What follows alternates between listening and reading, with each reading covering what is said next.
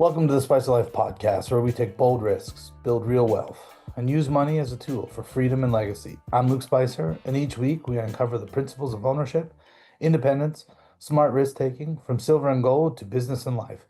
Whether you're an investor, entrepreneur, or tradesperson building something lasting, this show is about creating freedom today and legacy for tomorrow.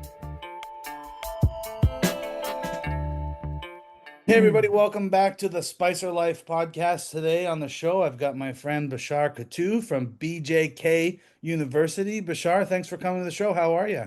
Good, man. Thank you very much for having me. How are you? I'm fantastic, man. I'm always jealous of my friends that live in warmer places. You're down in Florida, correct? We got Yes. the Yeah. You got the winter Christmas tree up, but there's no winter behind you. It's literally like 76 outside, you know?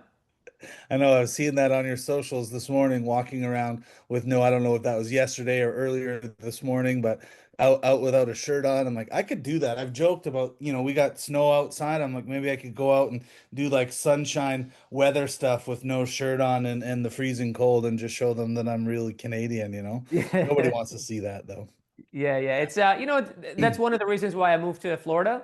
It's because I like the warmth. I lived 1 year in Detroit, Michigan, and that was one of the worst years of my life, especially having come from Iraq where it's like 130, 140-degree weather. So I do like the warmth, you know? Yeah. Well, tell me about that. So that's where you were born, was in Iraq? Yeah, I was born in Iraq, raised there until I was 16. So I lived about 3 years during the war, and then 2006 is when we migrated to America. Okay. Yeah. Oh, like you would have been there through the Gulf War, you mean? So the Gulf War is when I was born, but the 2003 kind of invasion is when I went. 3 years after that is when we left. Right. Yeah. Man, that's actually crazy. I have friends from Iran and just hearing some of that from the other side, right? And Yep. and the invasion stuff or whatever. What was Yeah. it like growing up in Iraq? Well, so the earlier years prior to the 2003 war, I mean, it's kind of like when you don't know what else there is, for you, that's normal, right? And so for us, Yeah. it was, normal growing up. We're Christian, we're Catholic, we're only 2% of the population of Iraq, but we weren't discriminated against or anything.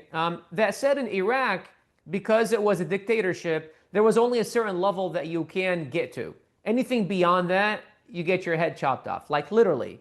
And there were no freedoms, so you couldn't speak badly about the government. You couldn't express your rights or anything like that.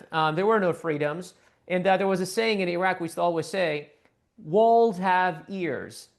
And so if you're Mm, sitting down in a room with your buddy, you better not be speaking badly about the government because walls have ears. Now obviously there were no computers, there were no phones, but still, so that's how terrified the population was of the regime.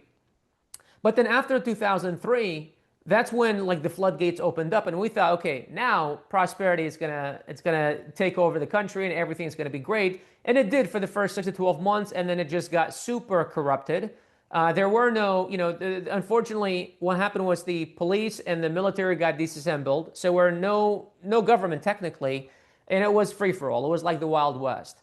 And mm. then about a year and a half or so into it, that's when ISIS came into town and all that stuff, and that's when it got really dangerous. And in 2003, my dad was just like, or 2006, that's when my dad was like, all right, we gotta get the hell out of here. Like, there's nothing more here for us. And fortunately, my mother was already in America, probably about half a decade prior to that, and she had applied for political asylum, so she was able to get us, my father, my brother, and myself over to America. White card in hand. 11 months later, green card. 5 years later, citizen, and just the whole deal. Right. What did your mom left before? My mom left right before the war, actually, because she came to America on I can't remember what the visa was, to see her family that she hadn't seen in like 15 or 20 years. And then right after that is when the war happened, and then she immediately applied for political asylum, and then she was able to get granted. Right. What did your dad do in Iraq for like work?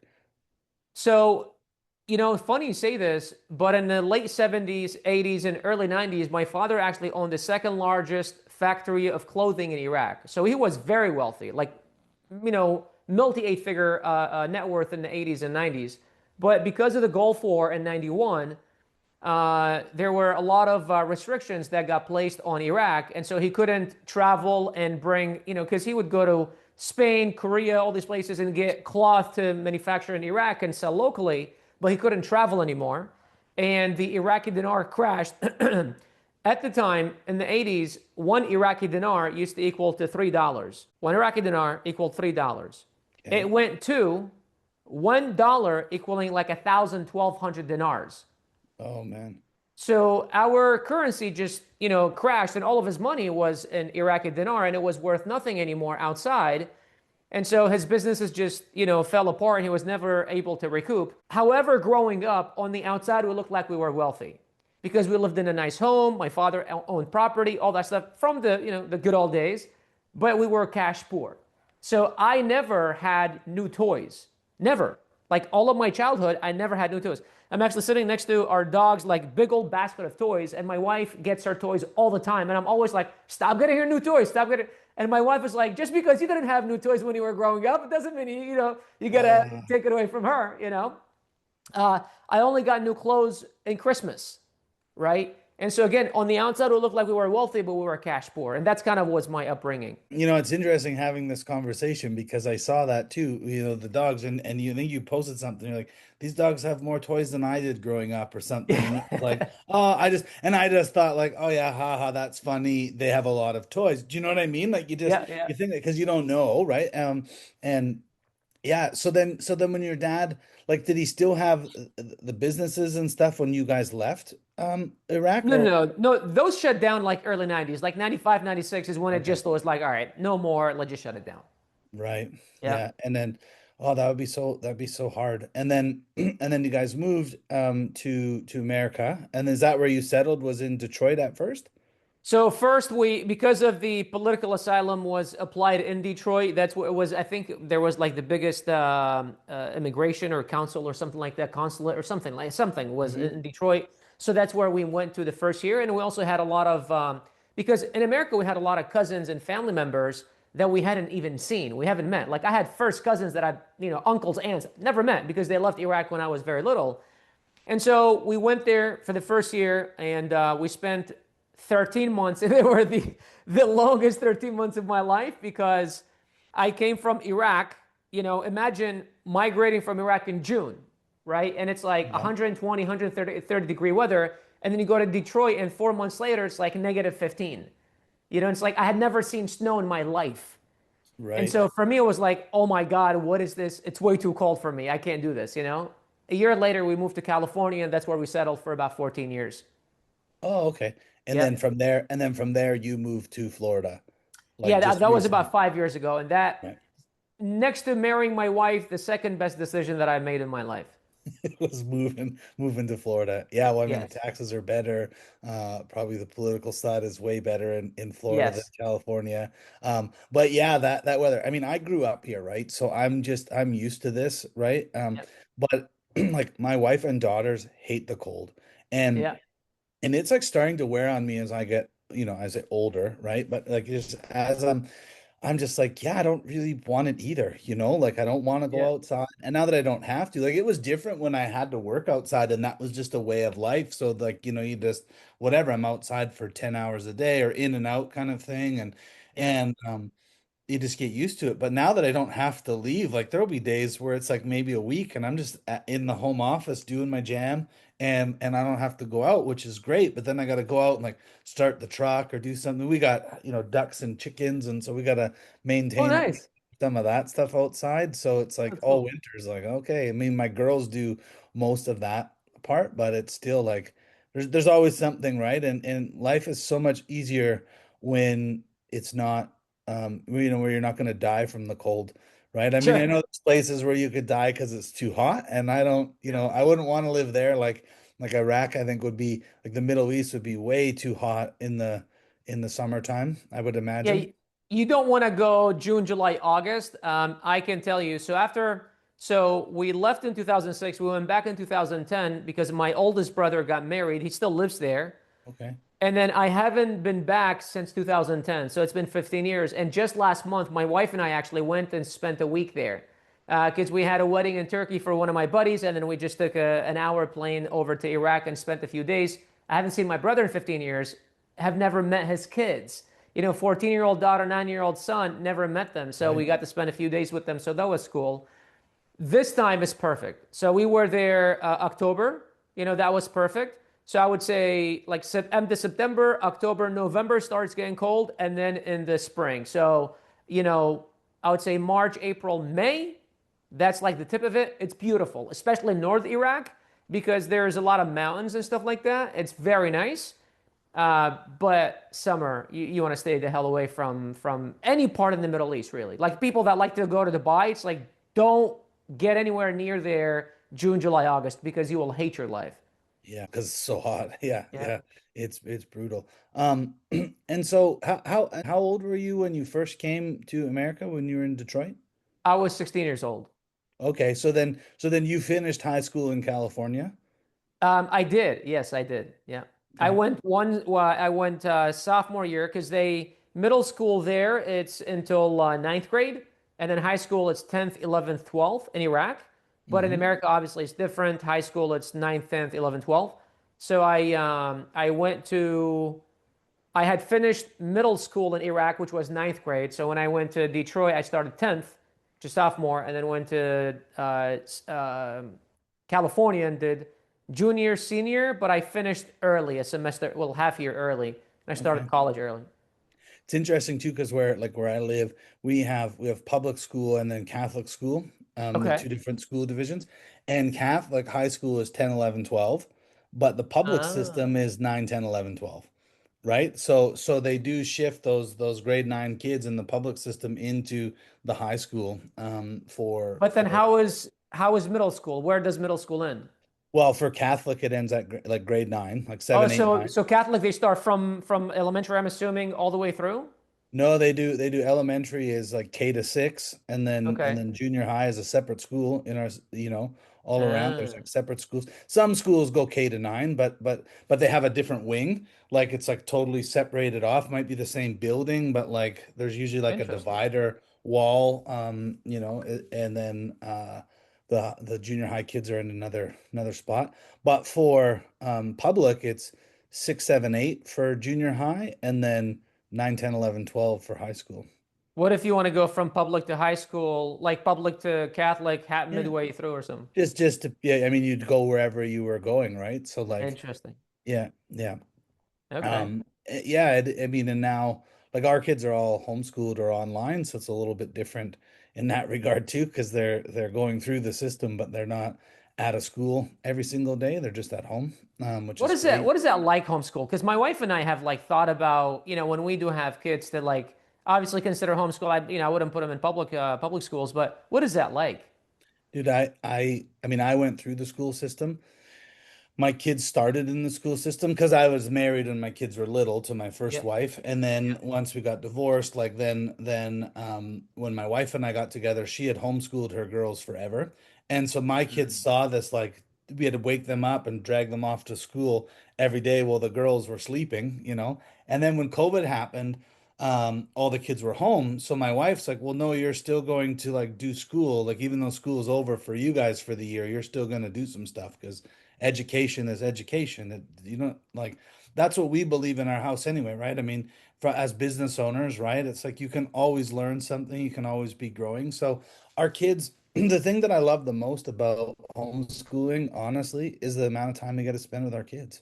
Like I wonder Mm. that often why people have kids where they just can't wait to get rid of kids. You see it on social media all the time, like, oh man, can't wait till summer's over. Kids are going to be back. I got my life back. I'm like, what are you talking about? Like, Yeah. Why really? have kids, right? Yeah, why have kids? Or, I need that, you know, got to go out on Friday for drinking because I had a hard week with the kids or whatever. I'm like, what are you talking about? All that said, I know I couldn't stay home with them all day long every day. I get nuts, right? Like and I've acknowledged that. Like I love Yeah. them. I wouldn't be a good like homeschool dad, so to Yeah. speak, Yeah. right? Like, but I help occasionally, right? If they got some, questions, math, mostly the math side of things. Yeah. But my wife's pretty good, and so they're they do a lot of their work. It's weird because it seems like they're working way more this year. They all work around the kitchen table every day, right? We have a ease into the day. We don't set alarms here in the house, right? I mean, they just wake up when they wake up. Unless they've got something specific, like one of the girls has dance today. She's in the Nutcracker ballet and they're getting ready Oh, for that. And so she's got rehearsals. So, she had to wake up, because she's got to be someplace by 9. They're leaving in like 10 minutes, right? And so, nice. but the neat thing is so they still have to follow like a curriculum to graduate or whatever, right? Like the core subjects and things. But because they Mm, have so much extra time, we can focus on the passions that they really love to do, like ballet, like art, like horse riding, and so they can do all these different activities that become constraints, I think, when your kids are in school all day. And now every evening is full of activities for parents, right? Where we still have to have evening activities because that's what the bulk of people do. But when we want to go do something, like go to, one of the, say, like the pools or the city centers or whatever, we can go in the middle of the day when there's like next to nobody there, right? So they go mm. with their friends and it's just a group of them, at these activities and different things. They don't have to worry about it, um, being overcrowded and, those kind of things. But it is, man. It's the time spent with the kids, and being able to travel, go away. If we want to go do something, we can just leave, so we don't have to ask for permission, to have the kids out of school or whatever, because they literally work from their laptops. And that's the lifestyle my wife and I have. So, like, why would we not want to, start them off where, let's be real, school is like teaching you to go into the corporate world, working a 9 to 5 job. Bell rings, you get coffee. Bell rings, you get lunch. Bell rings, you get recess. Same thing for work, where our kids are learning entrepreneurship from my wife and I, right? So, I and love they're that. around us all the time. They get interactions with adults on a regular basis, and that's the real world, not interacting with kids. You're going to spend more of your life interacting with adults than you do interacting with kids. So why would you not teach your kids to interact with adults so they get used to it? I love that. What about curriculum? Is that like provided by the state or the city or whatever, or do you guys can you Yeah, guys so create you your can. own, or how does that work? Yeah, you can do. There's like a couple different ways. I mean, some people, there's this whole movement right now called unschooling where they're literally not doing anything with their kids, and I think that's a huge disservice. I've seen some kids that like don't, read very well or don't know how to do math, and I'm like, you're not doing your kids any favors, right? If they can't Mm. read and write properly. You see that lots in society when people push back, right? They're like, well, now I'm not going to do anything you told me. And I'm like, well, that's kind of dumb. Like, you should know how to read and write and, add, and subtract. So we follow like the curriculum, so to speak. We just don't have any of the filler stuff, right? I mean, when our kids went Mm. online, it was crazy because they get all their subject matter, right? The teachers upload it and it's work at your own pace. But when they're home and just focused on work, it's like they're doing a whole school day's worth of work in a couple hours. So they're getting like within a few weeks, they're like done a month of school because So they're it's still like it's still being what's it called? Being like what's the word? It's still being reviewed by the teacher or whatever, right? yeah, oh yeah. Yeah. Interesting. So for now, because they're online, they're not like traditional. When they were homeschooled, we did homeschooling through a private school in Calgary, like an hour and a half away. And so they still had monitoring and reviewing from a teacher, like, Uh-huh. right? But they didn't have to go to the classroom. There was options if they needed, right? Like say they were struggling with subject matter, they could go down for like the day and get some help and things like that. So it's more integrated. Sure. Um, but yeah, I mean, so there's depending on what you truly want to do, there's different options, you know. That's awesome. I would encourage anybody. The other thing too, why people can't homeschool lots of it is because they got both parents working, right? And people are trapped in that. And I think now you've got double the taxes for your household going out. Like if people really reviewed a budget for having the wife working, or mom working, you're way better off having her at home. That's my opinion, right? Like Yeah. we have a traditional house here for the most part, right? Like, I mean, my wife loves to work. She helps me a lot with my business. But she's a mom first, wife and mom first, and she loves it. And it's a good dynamic in our household. The girls just love that she's around all the time. I couldn't imagine if my wife was gone all day long working for someone else. Like, what's the point? You know? Well, I always say that, it's like what is more important for you, for your wife to work for someone else and answer for someone else and maybe make $100,000 a year, or raise the next generation that could potentially carry the name forward, become better part of society, influence future generations or whatnot? It's like, well, I don't know, but I think especially the West, because like where we went right now, as I was telling you earlier, we went back to Iraq for a few days. Like that's as traditional as it gets. The Mhm. mom is, raising kids and stuff like that. The dad is out there working and all that. And what I came to realize is that really that whole mindset is only in the Western world. And I think what I don't believe is that women and or men should be suppressed or forced to do something that they don't want. It's like, look, if that's what you want, great. If that's what you want, great. Whatever you want to do, go ahead and do it.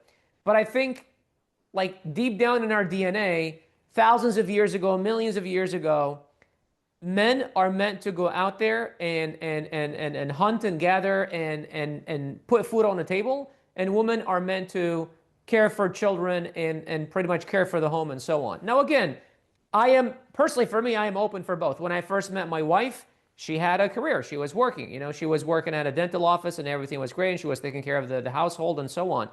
After we got married, right around we got married, about a year and a half later or so, COVID happened, right? And then she wasn't working anymore. And then by the time kind of everybody went back to work, it's like I was making pretty good money where it's like, babe, you don't have to go to work if you don't want to.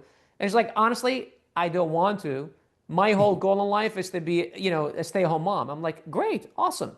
Yeah. Got some hobbies that you want to pursue? Go ahead and do it. Whenever you feel like going back to work, I won't hold you back. Whatever you want to do. I don't care even if you make $1,000 a month. It's for you, whatever. So that's kind of where I think where people are forced to do certain things where that like pushback happens because no one likes to be told what to do? Hmm. Yeah. Yeah.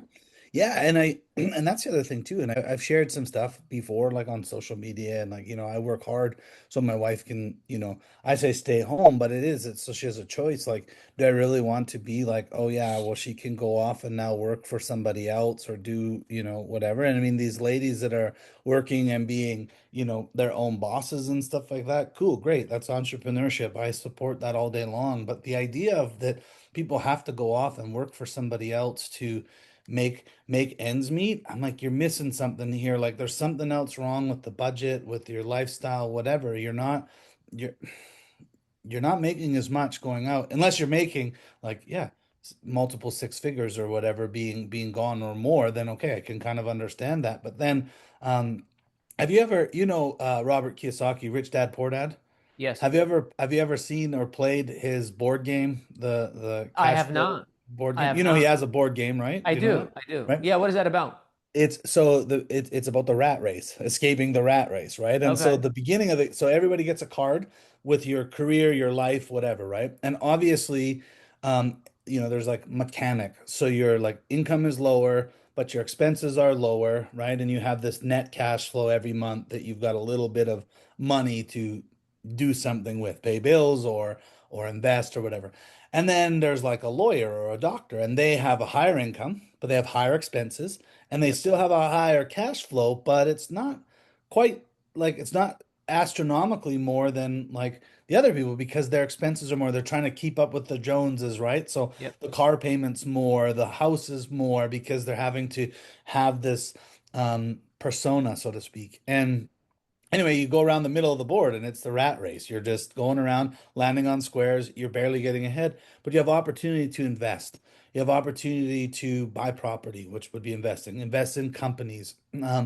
And if you take those opportunities, they could work out really well for you or they could not. And there's different things that pop up where this company's shares are being sold for X. So if you have those shares, you can sell them and get a little bit more money. And then eventually, the idea is your passive cash flow has to exceed your monthly expenses. And so you Yep. can pay off some of your debt and erase those like expenses from your balance sheet.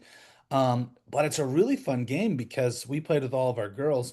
And my wife's best friend's mom had the game, and usually only one person escapes the rat race in the game is what Mhm. we were playing. And I was like helping the kids and they're all teenagers. And I would explain the scenarios when they'd get a card. I'm like, I wouldn't, here's why I would do that, here's why I wouldn't. Well, this particular game that we played, there was nine of us playing, and everybody got out of the rat race. They all Nice. made it to the big board, and now the big board's like more fun. You make way more money. You're buying hotels and companies and whatever. And Nice. so the girls just loved it. But what was really neat was at one point, one of my girls landed on this bad square, lost double her income, lost turns, right? And she was just mad. Didn't want to play. And we're like, "Oh, come on, like it'll be fun." And she's like, "This isn't fun for me, you know?" And I'm like, "This is real life." Like as Exactly. Yeah, I I'm was gonna thinking say this about real it, life. I'm like, "This is what people go through where they're struggling to make ends meet." And Yeah. grandma slipped her 100 grand, like, kind of thing. And then she changed. She was like, "I feel good, like now I got all this money." But what was really neat was that her energy changed. She was rolling. She started to land on different squares. She Yep. never used the 100 grand, but she got way further ahead in the game. And as it was Mm. unfolding, I was like, this is amazing. Like Yeah. the energy we put out comes back to us, right? So Yep. if you're like having a hard time, you're going to keep having a hard time. And some people think, oh, this is such BS. And I'm like, this is real life. And that's, I can even use that as a segue into like what you went through because, we were talking before we started today about how lots of people that find success have similar stories, and people I think miss that because they don't really connect it or they're like, oh, this guy's full of crap or something, right? Like he didn't have it, he had it easy, or whatever. And it's like, well, no, you went through the ringer getting this business off the ground and that's why I wanted to come back to like high school. You finished high school. What was the first job you had out of high school? So the first job I had ever was in the States, and I was 16 years old, and it was at McDonald's. So the first Okay. two, one, two, the first two jobs that I had were at McDonald's because I worked at McDonald's in Detroit. When we moved to California, I went to McDonald's because that's what I knew. And then Yep. from there, I worked at a Greek restaurant for 3 years. And then that's when we bought our first business in America, which was a local pizzeria. So the first Okay. about 9 years of my life, all I did was food. I did Right. hospitality, food specifically, and that's kind of what I knew for 9 years. And when you say we, was that you and your wife bought the pizzeria No, no, or no, no. My wife wasn't even in the picture. No, okay. this was way before. It was my family. So it was my parent at the time when we bought it. It was me and my brother that ran the day to day, and then my 62-year-old mom and 74-year-old dad were helping us, like chopping onions and tomatoes in the back and stuff like that, making dough and all that kind of stuff. And Okay. it was just like a takeout pizzeria, deliveries on the weekends, that kind of stuff. You go, you pick up a pie, New York style pizza, and that's what we did for like 2.5 years, 3 years. And that was in California. That was in California, yes. Okay. And Yeah. then what happened to the pizza shop?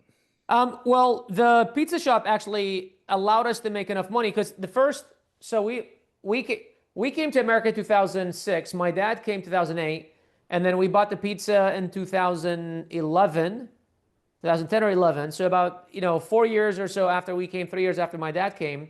And during those first few years is like we were all working and just saving up money, and then we borrowed some money, and then that's when we bought the pizza shop. It was 100 grand, I remember, $100,000, but it was making about like 7, 8 grand a month in net, like net, and it was a family business. And at the time, I'm talking 2011, 2012, like 12, 15 years ago, it was pretty good money, Hmm. almost 100 grand a year in net. Like that wasn't bad. And we did that for about 2.5, 3 years. And then during that time is when I convinced my family that I should go off on my own. Since I was a kid, like I was actually, I don't know who I was talking to yesterday. Since I was a little kid, I had a knowing feeling deep down that I was going to do something big with my life. Hmm. And this is like as early as I can remember, as early as I became aware of my surroundings. I don't know where it came from. I don't know why. I didn't know what or how. I just knew. I knew I was going to do something big. And so when I finally had the opportunity to like get into business, because my mom wanted me to become a doctor, so I'm like, okay, this is it. And as I started going to school, I'm like, I don't like this stuff. Like that's just not what I want to do. And then when I got into business, I'm like, okay, I like entrepreneurship. I like this. And so Hmm. when we bought the pizzeria, the goal was we're going to buy a whole bunch of other shops, and then we're going to make like a unified kind of system and then franchise them. So that's Okay. kind of was the vision from day one. But then I wanted to move at like 170 miles an hour, and my brother, who kind of like operated everything, wanted to move at like 26 miles an hour, and then we would butt heads a lot. Like I would want to go Mm. fast, and he was like, "Let's take time." And I was like, I was young, and I thought I knew it all, and I had a big ego, and I was like, "All right, bro, I just can't do this. We can't be together, we can't work together, you know." So I convinced my family to invest all of their savings and everything we've made and borrow a little bit more money, and then for me to go buy my own thing that I knew how to do. I knew how to run this thing. I had it all figured out because I was this 64-year-old kid with a 50-year experience in restaurants. I knew nothing. I did not know what the hell I was doing. I just had a big ego. I had a lot of enthusiasm, and I was a good salesperson. That's all. And so I got this place, took it over, and 6 months into it, I quickly realized I did not know what the hell I was doing, especially when I was driving to the restaurant. It was Trish Henry. She called. She was one of my bartenders. She's like, "Hey, Bashar, I want to cash my check." And they're saying that the check bounced. It's like, the check bounced? What the fuck do you mean the check bounced? She's like, "Yeah, they're saying there's no money in the bank." I'm like, "No money in the bank? What are you talking about?" So I get to the restaurant. I log in, and sure enough, there's no money in the bank. And I was like, "Holy shit, what the hell happened to the money?" And then the first question people ask, like, how does a business owner not know how much money he has in the bank account? It's like, well, a business owner that doesn't know what the hell he's doing. Uh, what I bought was a rundown dive bar, very big, in a country town. And what drew me to it was because my father, when I grew up, I watched my father watching old Western movies, John Wayne Okay. and Clint Eastwood and all that stuff. So I grew up with that, you know? So I was drawn to that. There was a rodeo right across the street. It was a country town. I liked that rustic feel, the wood and all that. So I'm like, all right, this is it.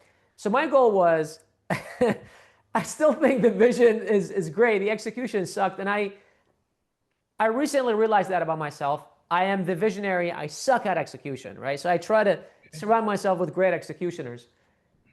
The vision was I want to bring, so I also grew up watching the Back to the Future. So Right. my vision was I want to bring kind of like futuristic stuff to this like old country town, but like bring it into like this rustic feel and stuff like that. It's gonna sound funny. We had the only second mechanical bull in San Diego County. Okay. Okay, so my thing was I'm gonna create. That's gonna be the centerpiece of the entire Yeah. restaurant. That's how I'm gonna attract people. And the way I'm gonna design it is it's gonna be a bull in the front, and it's gonna have a back of the DeLorean. Okay. So the name of the restaurant became the Bucking DeLorean. Okay. All right. Saloon. Bucking DeLorean Saloon. Again, until this day, I think the vision was incredible. What we did with that place was amazing. How we turned it around was awesome. I only had budgeted about 50,000 to turn it around, which I did not have, but I was going to somehow figure it out. When the contractor came and told me I gave him all my plans, he said it's going to be 250,000. So I had to learn how to frame walls, how to lay tile, how to lay concrete, how to do everything. We shut it down for 2 weeks, and me, my brother, my cousin, and our cook pretty much remodeled the entire place. And we did a great job with the place. The thing that I did not do, and that's where I see a lot of people fail, especially those that have like an entrepreneurial spirit, that are all about the vision and building and that kind of stuff, is we get consumed by what looks pretty versus what actually sells and what makes money, Yes. Hmm. right? So for me, it was about the design and the walls and the colors and all the stuff, and it looked good for the small budget. The thing that I missed was a burger took 45 minutes, right? I had four bartenders. Each one made a margarita differently, right? We were running out of shit all the time. The first day we reopened that place was once a staple in that town. It was like 5,000 people in the town, so everyone knew each other. It was once a staple that turned into a biker's bar, and everyone hated it. It was just like fights all the time for like 4 or 5 years. So when I came and took it over, everyone was like, "Holy shit! Yes, we've been waiting for this," because no one would dare touch that place. No one was stupid enough to touch that place. Hmm. Hmm. Um, Day one, when we had the reopening, we had 5,700 people come through the door. Dang. The place was so packed, it was nuts. But I didn't know what the hell I was doing. And 6 months later, no one would step a foot in the place anymore because they came in, they gave us a chance. They came in the second time, gave us a chance, gave us, third time, gave us a chance. It was like, dude, you don't know what the fuck you're doing. We're out of here, right? What I realize is people, all they want is they want to come, a bunch of blue collar workers. They want to come out, after work, have a cold beer, have a good sandwich, and go home to their kids. But that would take like an hour, right? We didn't have our shit figured out. And that's where I see a lot of people fail nowadays is they don't focus on what actually works and what makes money. They focus on the glamour and what looks good and that kind of stuff. And that was my biggest mistake. If you're interested in a new approach for your investing and you want to learn how to get involved in assets like real estate, silver, gold, land, hit us up and we can help you out. And that's not a good like it's a good story because it like actually tells a lot about like the lessons that you learn and then you've applied those lessons, I'm assuming, in BJK University now. And what you're doing, you're focusing on what works versus all the glitz and glamour and that kind of stuff, correct? Yeah. I'm still learning because I Yeah. still tend to, my nature is a visionary, my nature is a builder. And so I catch myself oftentimes, like I literally had this conversation with someone on my team yesterday. I catch my time, I get excited about new stuff, and I go into building and I take it over, and I'm like, and I come with such a force and enthusiasm that everyone's like, let's go. But then I get bored easily. Right. And the thing that I've had to learn over the last 2, 3 years, and every time I've had success with anything, I created a vision and I found a great executioner and I empowered them to go and execute. Hmm. Right. And so the thing that I'm now still learning is how do I stop myself from jumping headfirst and doing it versus creating the vision and then finding someone that's going to execute and then empower them, right? Because I'll go and I'll execute for a month, but then I'm like, all right, on to the next. And Hmm. then what happens is it becomes a cycle. And that's why you see a lot of entrepreneurs. They go up and down and up and down. And they launched this thing and did this other thing. And then they did this other thing. And then they made money one month. And then it's like, it's just this vicious cycle. And it's a blessing. It's an entrepreneurial blessing, but it's also an entrepreneurial curse Hmm. because we can start things super fast where others would get analytical and get into their minds and fears and all doubts and all that stuff. We start very fast, but the problem is we continue starting really fast all the time, and we never. It's like we don't have staying power, you Hmm. know. Hmm. And that's the Hmm. problem is when you don't stay with things long enough and work through all the kinks and the problems, you'll never master anything, you know. Yeah. Wow, that's I never thought about it like that before because I definitely have been there, in my own life and jumping in. I mean, I had my construction company for 20 years, so but throughout that time I was always trying something different, and I've talked to friends. I'm like, "Look, man, you got a good thing going. Like it might not be flashy and cool, but like it prints money, bro. So like why don't you just stick with it and, level up your systems, hire a few more people, and get it to a point where you can not be there all the time, but still have it making and producing money, and then go start something else, Yep.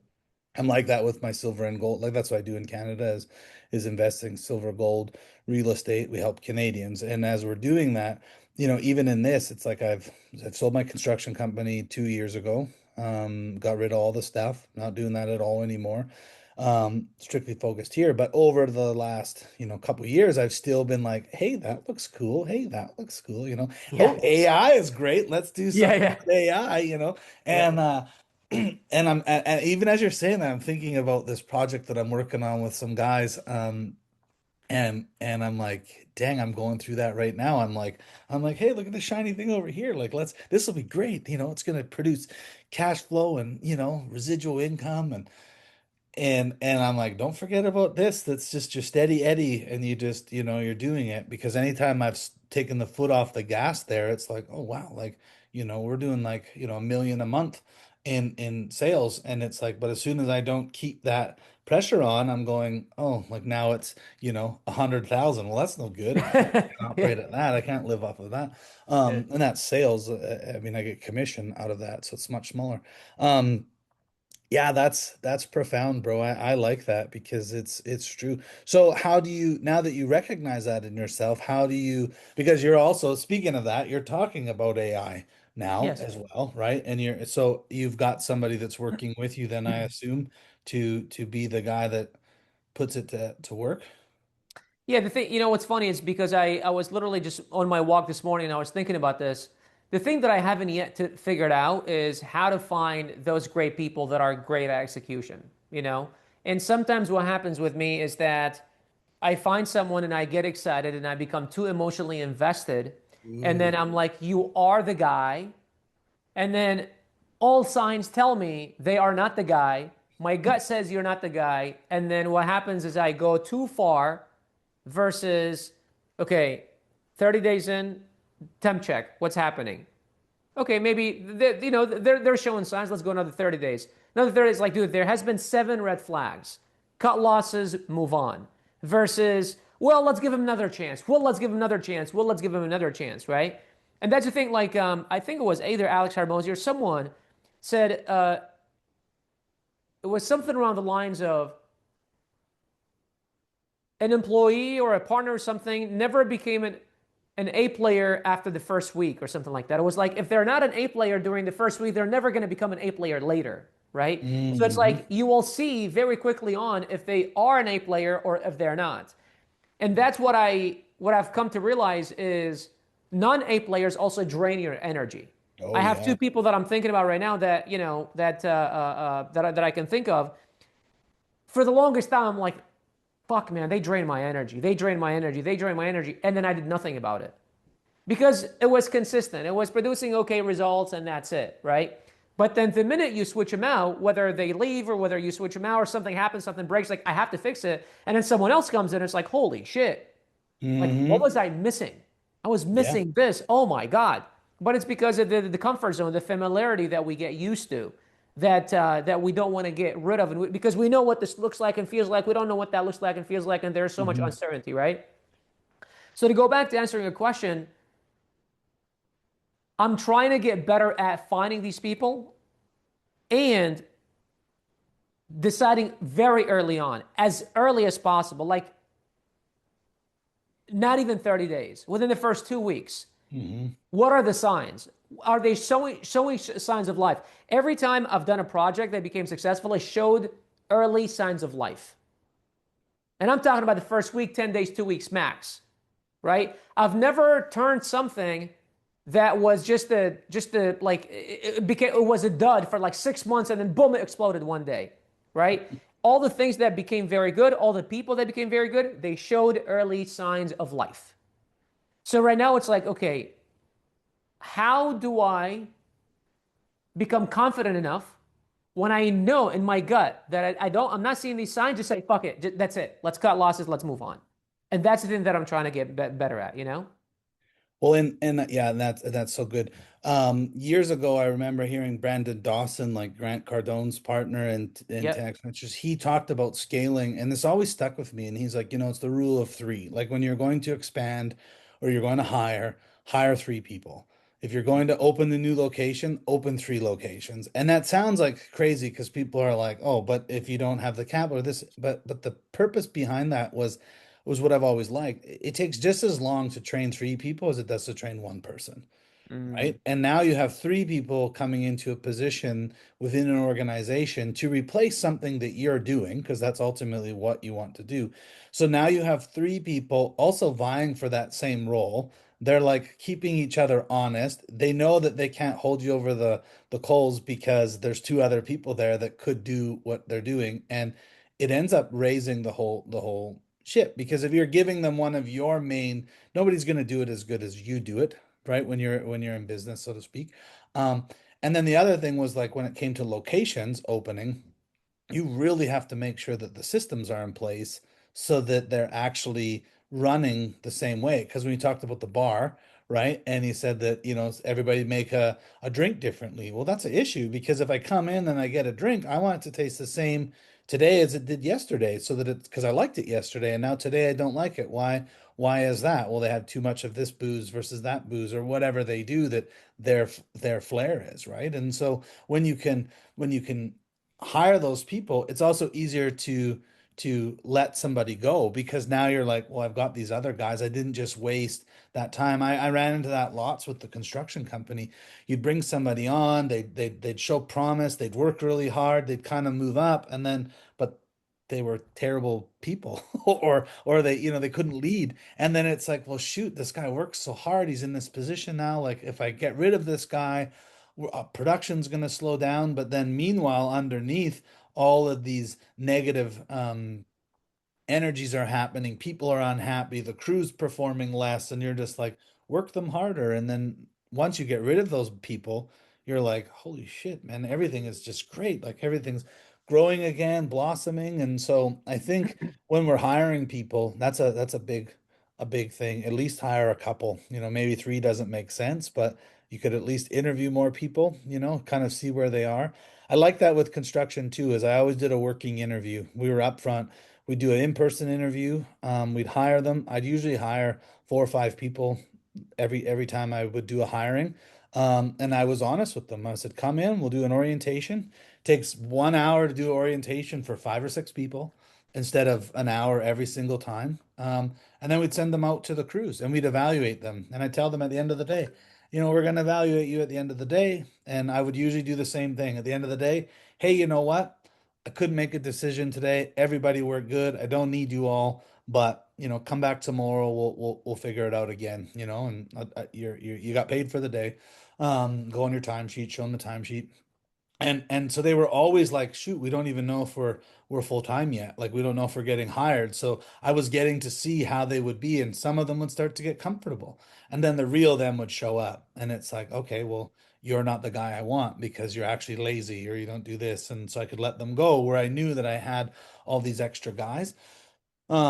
Different probably in today's world, because when you're hiring somebody now, are you hiring remote or is everybody that's with your company, that's main part of your company, are they in Florida with you? So our entire company from day one has been remote. Okay, Coming smart. from retail in person, I wanted to be remote. Yeah. That said, I have been wanting to go in person and have like an HQ here in Florida and then start hiring at least the executives to be close to me. We do our quarterlies in person. So we're coming up actually on our annual planning. We fly all of our leadership team to Florida or wherever I am to spend 3 4 days together where we do our executive planning and stuff like that. And every time they come together, we solve so many more problems in Oh such yeah. short amount of time. And I'm just like, my God, why don't we do more often? Do this more often. And so I have been considering bringing the company in person, just in general. I don't know yet how to go about it or when to do it, but I mean, especially for you. I mean, because you were in person, and then I'm assuming right now you're fully remote. Fully remote. Yeah. So how has that transition been for you? Well, it's been great because I was gone all the time, right? Like I had to leave in the morning before the kids were up, and then I'd be, home at the end of the day. Sometimes I'd miss them going to bed when they were little, right? And especially in the summertime, the long days. I love it. And I mean, I talked to so the company I work with, like we have an office, right? And the my mentor and the boss is always like, you should get an office here in our building and get a receptionist and all this stuff, and that's the way to grow. And I'm like, have you noticed though that most of my clients are not local? So nobody's coming to see me in an office. They're not in our city. They're across the country. So if I'm sitting at the office, now I'm in a desk on the computer, but I'm paying overhead. I'm like, I just don't see it. Plus, I want to be able to travel, right? Sure. So I want to be able to move. We tried it this summer. I worked in BC the whole time. We took the girls go away every summer. This year I went with them. It was crazy because all the other dads are like, how come you're not doing anything? You're on vacation. I'm like, no, you guys are on vacation. My family's on vacation. I'm working. I just work Mhm. remotely. I said, in winter, when you guys are back working, doing your jobs outside, I can go, someplace warm again and still keep working while my girls are having a fun time. Um, I'm teaching them also, like, that's 3 girls, and I have a son. but he's lives with his mom. He's 17. He'll be on his own. I think he's moving to the States next year to go sell solar. So it's like I got a guy Interesting. that is his basketball mentor is doing that now. Become pretty popular online actually, selling online and stuff. So he called me the other day and was like, "Hey man, you think Ben would come sell solar with me?" I'm like, "Man, I hope he would, because like selling is a skill, bro." And like, I'm trying to get my son to like learn these things. He does construction right now. And but I love it. Like I do. I would never go back. I understand what you're saying. So I've got these two guys that approached me and to start this like AI business as well, right? Would you come sell with us?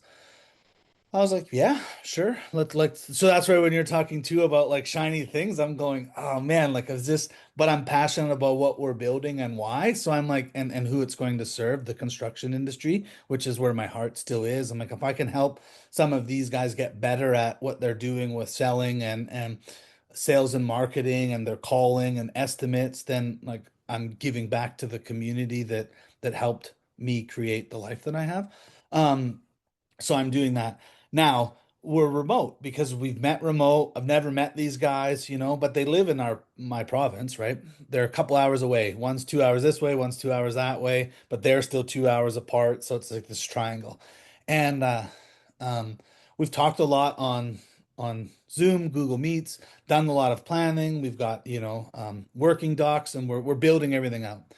And on the weekend, last weekend, they were going to meet. They were meeting at one of the guys' places because he's meeting his family who lives in the same community. And I was like, it's only 2 hours away. I was like, I'm gonna go. And my wife's like, why? Like, and I said, I don't know, because I've never met these guys in person. And I said, it would just be kind of cool. They're only 2 hours away. They're both there. It'll be fun. And I went out and I got there at about 2 in the afternoon, and I thought, 4 or 5 hours, we'll do some good strategies, whatever. And we did. And then one of the guys like, "Hey, you want to come back to my parents for dinner?" And I was like, "Yeah, sure." Bro, I never left there till 11:30, and then I had to drive home 2 hours, right? And my wife's like, "Oh, you're crazy work," but the connection that in like we never would have solved those things and had those discussions if we had a 3 hour Zoom meeting. It's not the Yeah. same. And so Yeah. I understand what you're saying, but at the same time, not but, to take people that are used to working remote and say, hey, you need to come to the office every day, you need to do this. I don't think you're going to get the same growth every day that you get in these like quarterly meetings. It it, You it, know, it will, it will fizzle out. And I worry about people that have been working remotely forever, what that yeah. will do to them, to their creativity, to their drive if they have to like drive to the office every day. You know what I mean? There was we had a COO for a little while, and one thing that the previous company she worked at implemented was every quarterly, the company, instead of buying and having it was like a multi-billion dollar company. Instead of investing in an HQ, what they did is they took that budget and then they said every quarter the company has to host its own quarterlies. So what we're going to do is we're going to do 2 to 4 week quarterlies, and we're going to fly people to that area, and we're going to host them all over the world. So one quarter we're going to be in Brazil because we have, 10% of our team is in Brazil. One quarter we're going to be in Miami because 30% of our team is in, and one quarter, and then they'll just have whoever wants to fly, they'll go, and then they'll spend about 2 weeks quarterly planning and working together for those 2 weeks. Yeah. So the entire team gets to come together, hang out, get to meet each other and work, and then go back. And it's like, hey, we'll see you guys in 2 months, and it's going to be here. If you want to come, great. If you don't want, if you can't, if you don't want to, it's okay. But they get to like every quarter they go one place, and then every team member gets to see everyone at least once a year and gets together. So that's one thing that I have considered as well. Yeah, and I think from your business the way that it is, teaching online, doing so much of that stuff, I think you'd see far better results with that than a permanent headquarters for real. Yep. And like, do you really want that cramping your style? Like now you got to be at the office every day, Yeah, exactly. like because That's one thing that I've also thought about. I'm like, I don't know. I kind of like it here. I kind of like to, like, let's say sometimes I want to just go to Starbucks and work. Sometimes I want to go down to the clubhouse and work. Sometimes I want to whatever. yeah, and if you're the boss and you've designed this thing, then people, they could end up being disgruntled too. They're like, man, he's making us come do this thing every day, And but he's he's not not here. even here. Like Yeah. then it's like, why did we have to move if you're not here, bro? I wanted to be around you. That's why I didn't go because I knew that being around my mentor more would help me level up. But I Yeah. also know I'm like, yeah, but I'm not working with you. I'm not like sitting at your desk learning from you over and over. It's like we might have some small interactions, but like I get that now. So like being in an office on another floor in this building isn't going to get me in proximity the way that I want. I'm better Yep. off just hammering down, doubling down on what I've done. Yep. So Yes, so sir. what's I know we got to wrap up because you got to go. What's next for you then? Working on these things then is what you're doing. Yeah, so the vision for our company from day one is to impact 1 million lives by 2030 through empowering families with skills they can turn into income. We started with Amazon because 10 years ago I started as an Amazon seller. Right. But the goal was always to provide many different skills. And about a year and a half ago or so, we're like, all right, we're ready to provide another skill. What is it going to be? And so as we started looking at the market, as we started looking at like what is out there that people are interested in, AI just kind of like it was just Yeah. everywhere. And so about a month and a half ago, no, actually less than a month ago, we launched an AI certification program, and it's been going great. 50% of everyone that enrolls, or the promise is we get you certified as an AI business strategist and help you land your first client in 30 days. And so far, in the last 3 weeks, almost 50% of them have already landed their first client, which is awesome. Yeah. And then so now we're working on expanding, growing that business. And then we want to also take that and go to kind of the B2B route. So go to medium-sized companies and then get them to get their team certified. So that way they can identify and solve problems through AI and automations within their Mhm. company. So that'll be very valuable.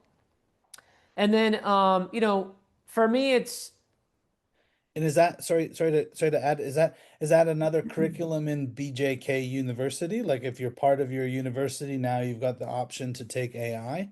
yes, yes, it Okay, is. yeah, Yeah, sweet. so All good. it's again, it is called a BJ, a university for a reason. So that way people have many different kind of skill sets Mhm. that they can leverage to make money online specifically. For me personally, the thing that I'm really trying to master is how do I get good at creating a vision?